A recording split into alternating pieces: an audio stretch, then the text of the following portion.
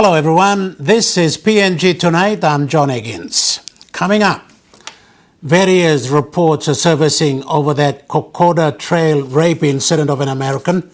We hear more from Tourism Minister Justin Chachenko.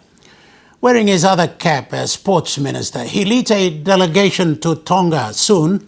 Papua New Guinea is to help build the main stadium in Nuku'alofa for the 2019 Pacific Games.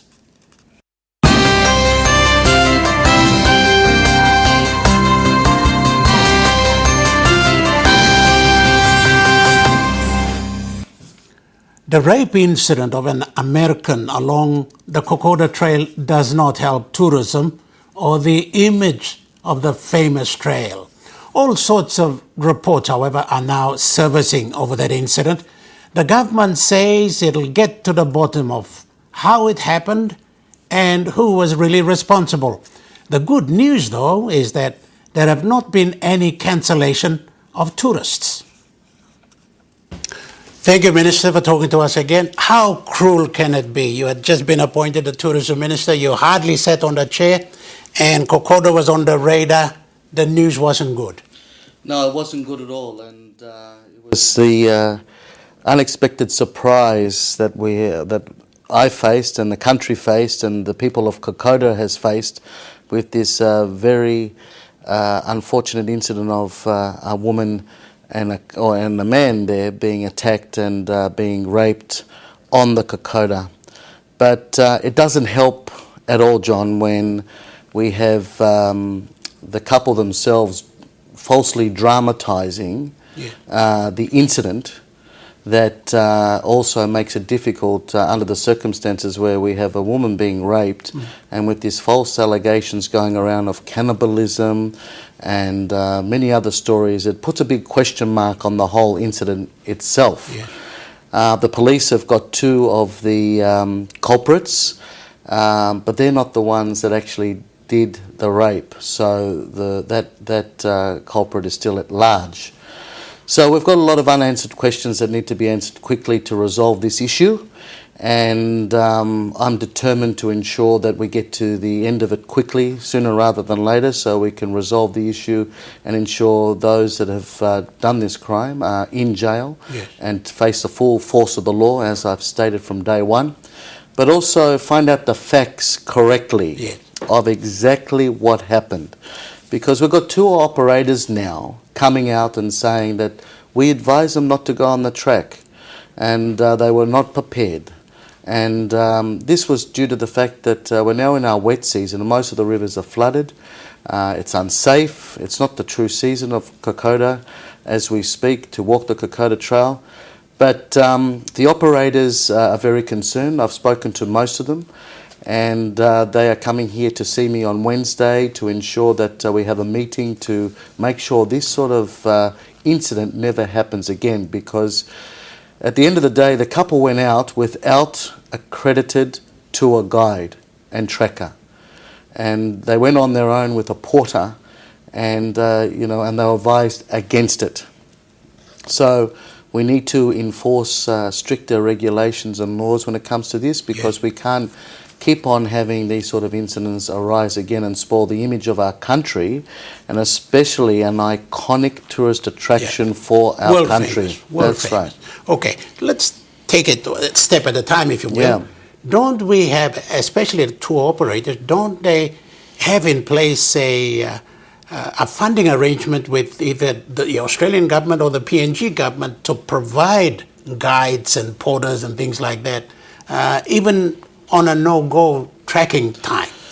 There is a code of ethics. There is a code of ethics that's been put in place between from Papua New Guinea government through TPA and the Australian government, Tracking Association and all those things. So, but when it comes to, there's a specific season and time when they can go where it's safe for the trackers to go and experience this situation. So they broke all the rules, if you like. Correct. But they've gone back to England or wherever they come from and have said we're cannibals, so and so, so and ridiculous. so forth. Yeah. I mean, Are you making representation to the British High Commission or anybody like that for Oh, I mean, it does destroy this country. that's right. I mean, we don't condone what happened, but it does destroy us. We don't condone what's happened, but the falsifying of events and dramatizing the whole event for their own personal gain, it just doesn't help the situation at all. It helps nobody.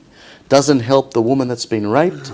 It doesn't help anything of the investigations, and that's where it puts a big question mark. Did this actual incident actually happen? Okay. Because we still haven't got the actual person that's committed this crime, and there's a lot of questions that are still yet to be answered. Okay. Has she actually been raped? Well, that's it. We don't know, and we haven't got the evidence yet to say it has been true. Truly, that is the facts. The doctor's reports are yet to come to us.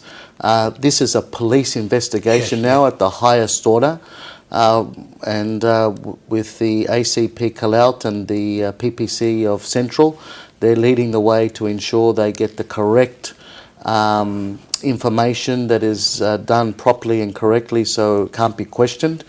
And we have to resolve this now. We can't just be letting it linger on and cause damage to our tourism industry. No, and you as new Minister for Tourism, I suppose, it gives you, it's a jolting start for you, if you like. And the obvious question is, what are you going to do here on in your portfolio? Yeah, as Minister, the Kokoda track is one of our, as I said, an iconic tourist attractions, and the good thing is that all the track operators have said they've had no cancellations. Okay. They've had a lot of people ring up and talk about it, but the interesting thing is the Australian media has not taken hold of this actual event, and they see that there's something behind this more sinister than actually what has happened. So I will get to the bottom of it as the Minister. I want to get to the bottom of it sooner or later to resolve it immediately so we can get on with promoting tourism in our country, helping the people of Kokoda, developing the track more, getting more tourists in, and benefiting our country through tourism like never before. Yes, okay. All right. So we're pushing for time here a little bit. I'm going to have to ask you this question. I mean, this is like a high-profile rape case, and if you like, but Papua New Guinean women are going through this misery in their lives, and I think some reports indicate that 1 in 6 of our women either are beaten by their husbands, are raped, or are burnt because of social things like that. Yes. And you are government, and I'm inclined to ask you this. What about the rest of the Papua New Guinean women who are being raped? Absolutely. They must be given equal attention. Absolutely. Our women are our backbone of society. They look after us, our children, our home. They play a very important part in our day-to-day lives, not only looking after us men, but also as hard-working women out there earning a living for their families and for themselves. And I condemn any type of rape or action against any woman. I've never hit my wife in my life, and I never will, and nor should any other Papua New Guinean man. A woman should be respected at the highest order. And for me personally, women are as equal as you and I. Simple as that. So when it came to this case of this American woman being raped, yes, it is totally unacceptable. And any rape to any woman, whether you're Papua New Guinea or whoever you are, is totally unacceptable. But at the end of the day, we must find out the facts and ensure that everything is covered so that it's clear what actually happened. Okay. All right, Minister, we'll leave that particular topic there. You're also facilitating the visit by the Tongan Prime Minister, so we'll talk about that a little later on. This is PNG Tonight, the interview with the new Minister for Tourism. Back after this.